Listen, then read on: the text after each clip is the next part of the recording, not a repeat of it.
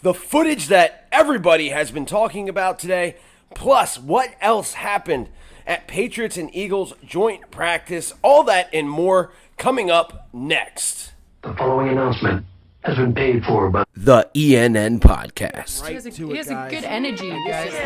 Can you believe it? Can Sport. you feel it? Can you feel that excitement? The merchandise, wearing the hats. Chris Wild here live from Lincoln Financial. And I'm telling you, if you let Eli Manning walk into that stadium,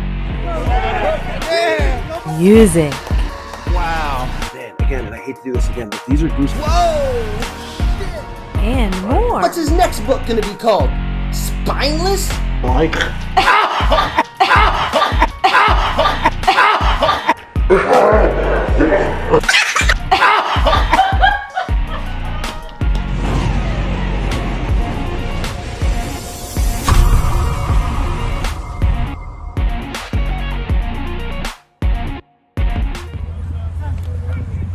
He hit him before.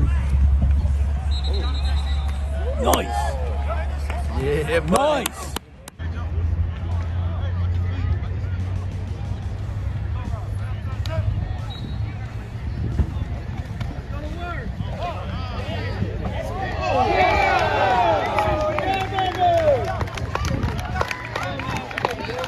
Welcome back, everybody, to another episode of the ENM Podcast. I'm the good brother of Broad Street, the 2020 Big League Fantasy Football Champion, and the Heritage Champion of Professional Wrestling. I am professional wrestler Chris Wild, live from bar 4133, and wow, that is my reaction to that footage that we just saw of Quez Watkins absolutely destroying a cornerback, J.C. Jackson to be exact, and he did it all day long, not just on that footage that you saw. And look, through training camp and preseason every year, you kind of have to go in and temper your expectations or temper your excitement, or even on the other side of things, if a guy's having a bad camp or bad preseason, you can't exactly call him trash because it's preseason. It's training camp. All this stuff is very vanilla. All this stuff is just guys trying out different techniques or formations or getting used to offenses. And I always bring up Nate Brown because Nate Brown always seemed like he was the best wide receiver for Donovan McNabb through training camp. And then he could hardly get on the field. And we watched last year, Jalen Reagor, Carson Wentz compared him to Julio Jones. And to be fair to Reagor, he was hurt, and then he went into a season where the whole offense was horrible. The quarterback was the worst in the league, and the offensive line had 15 different formations, the most since 1981. So I'm not going. I think Jalen Reagor has a pass. And speaking to Jalen Reagor, he also looked good today as the Philadelphia Eagles and the New England Patriots had their first joint practice of the week. They play Thursday in preseason game number 2, and nothing but positives really for the Philadelphia Eagles, as Boston beat writer, or Patriots beat writer, I should say, posted the tweet that said that the quarterbacks for the New England Patriots were not good. The best quarterback on the field today was Jalen Hurts, and that the Eagles won the day of practice. So that's just a silly thing to me. Won the day of practice. It's a silly quote. I mean, there's no points in practice, but what he means is that they look good. The Eagles look good. They look better than the Patriots, which to me, again, it's just something small. It's not anything to get super excited about, but this is a team that young head coach, young defensive coordinator, young coaches all across the board, new offense, a new quarterback, and for them to come out and look better than a Bill Belichick coached team, even for a day, to me, again, guys, it is something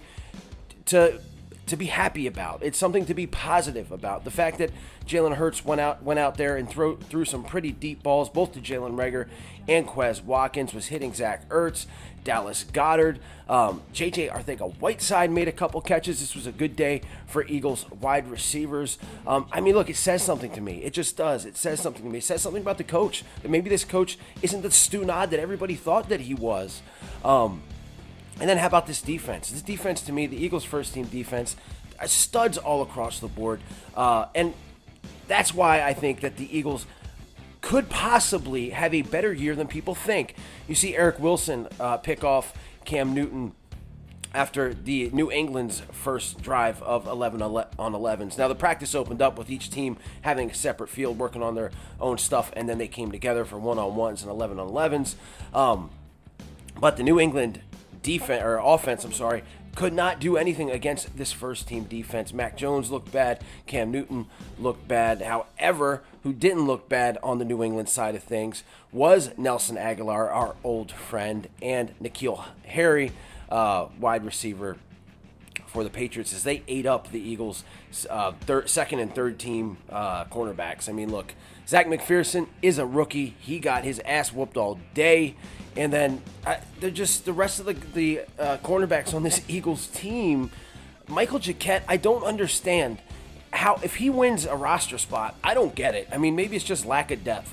But this guy is just, he looks lost. Last year he looked lost. This year he looks lost. It's just, to me, I'm tired of seeing him on the field. I'm tired of seeing him get beat. I'd rather watch somebody else get beat. Throw somebody else out there. But those two wide receivers of the Patriots had a good practice. Other than that, it was all Eagles. It's all I've seen. Fletcher Cox with a sack, because you can't really sack guys. Alex Singleton drops 2 Cam Newton passes that could have been interception on 7-on-7s. Alex Singleton looks like he's having the best camp of his career, coming off of that COVID illness. I don't know if he had it or if he didn't, but he was on that exempt list for a little bit. He comes back, looks great. Like I said, I already brought up Eric Wilson. Milton Williams, it has been looking good. So this Eagles defense is just looking great. And look, on another positive side of things, are these injuries are starting to kind of go away. Devontae Smith looked awesome in warm-ups. He didn't participate on 1-on-1s or 11-on-11s, but as you can see, the guy does not look like he is suffering from any kind of injury. And I said this from the beginning. Seeing him jog around, seeing him run around, even just catching balls from the jug machine. He just didn't look like he was bothered by anything. More precautionary than anything, I think, for this Eagles team. As we watched last year, a team that was hurt more than any team in the league, and the year before that, they suffered a whole bunch of injuries. So I can understand the shorter practices and the things that Nick Sirianni is doing, and I'm sure Jeffrey Lurie and Howie Roseman are pushing for, because we're just tired. If we're tired of seeing these injuries, imagine how these guys who are signing the checks feel. Ryan Kerrigan was back after he was limited after thumb surgery.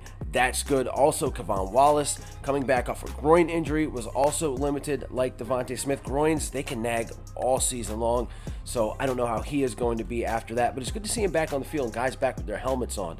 I think this Eagle team, if they can somehow pull off just getting into the season healthy, that's win number 1 for me. Absolutely win number 1. And look, guys, I'm trying to think of negatives here. I guess Hurts was picked off a couple times during this practice, but really not much to be negative about. Kerryon Johnson, a guy who I looked for to be a real force in this offense, looks like he might not make the team. I guess that's a negative. He is limited with a knee injury, which is week to week. And the Eagles running back room is stacked. Jordan Howard comes into camp looking better than he has. His conditioning has been excellent. Miles Sanders, there's a negative. Miles Sanders can't catch. Apparently he dropped about 4 balls today, wide open. That's a little bit concerning, as they like, and Nick Sirianni said, this is a team that's going to pass to the running backs. So for our top running back not to be able to catch the ball, it's just not good. But Boston Scott looks good as well. Jason Huntley's recovering off a rib injury. I don't know if he's going to make this team. And Kenny Gainwell, he also dropped a pass today. But this kid we saw in preseason 1, I think the sky's the limit for number 14. Except for that number, I'm really tired. I wish we'd go back to the old ways where you didn't have cornerbacks being 2 and 3 and running back with the number 14. It just looks weird. It's going to take me a long time to get through that. But successful day of practice for these Eagles. Practice 14, joint practice. And look, again, I'm excited. Absolutely, because football is almost back. But what I'm trying to say here, with the joint practices, that's the most important time in this training camp and preseason. And the reason being, the preseason games for the starters, they may be playing, we saw Hurts was 2 series. They may be having 10 snaps, 14 snaps. But when you're in these joint practices, your starters get maybe 50, 60 snaps against the other team. That's where the real work comes in. With that being said, guys, as you see, I'm amped up. I'm ready for this Eagles season to start, because I just see nothing but promise for this team. Bunch of young guys, no expectations, go out there, work. It's also said that the Eagles were, the excitement and the energy on their side of the ball was just unreal all day compared to the Patriots. And again, it's the Patriot way. as Jalen Mills, our old friend, said, he's getting acclimated to. They win, but they don't always have fun when they're doing it. At least that's the rumor. But with that being said, guys, look, everybody stay safe, stay healthy, stay hydrated out there. I've got some projects I'm going to throw on this channel that I'm super, super excited about. Can't exactly announce it yet, but I'm really looking forward to it.